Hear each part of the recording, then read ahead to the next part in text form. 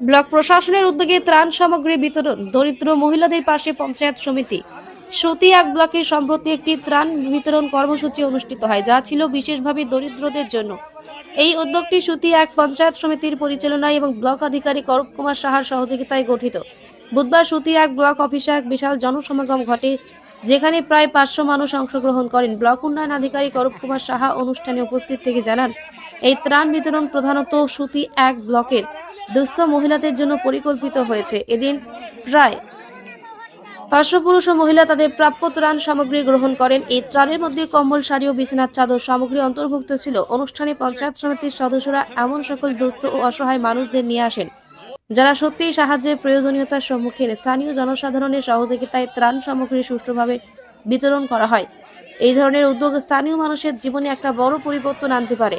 Block প্রশাসনের এই উদ্যোগ সমাজের দুর্বল শ্রেণীর মানুষের জন্য একটি অতিরিক্ত সহায়ক ভূমিকা পালন করছে। এলাকার মানুষের জীবনযাত্রার মান উন্নত করতে এই ধরনের ত্রাণ শিবির অত্যন্ত গুরুত্বপূর্ণ। এটি তাদের স্বাস্থ্যের উন্নতি, খাদ্য নিরাপত্তা এবং সামাজিক সুরক্ষার জন্য কাজ করে। ত্রাণ বিতরণ কর্মসূচি সামাজিক সংহতি এবং মানবতা বৃদ্ধির একটি উদাহরণ। জনগণের মনোবল বাড়াতে এবং একে অপরের পাশে দাঁড়াতে উৎসাহিত করতে এটি এক উল্লেখযোগ্য পদক্ষেপ। আজকে আমাদের সুতিয়ন পঞ্চায়েত সমিতির পক্ষ থেকে আমরা শীত বস্ত্র এবং কম্বল বিতরণ করলাম।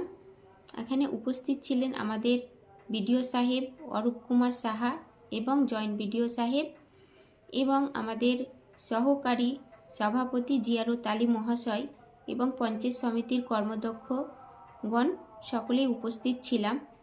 আমরা আজকে কোন কোন জিপিকে আপনারা কম্বল বিতরণ করলেন?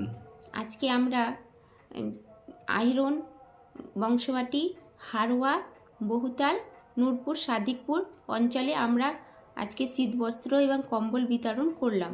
আপনার পরিচয়?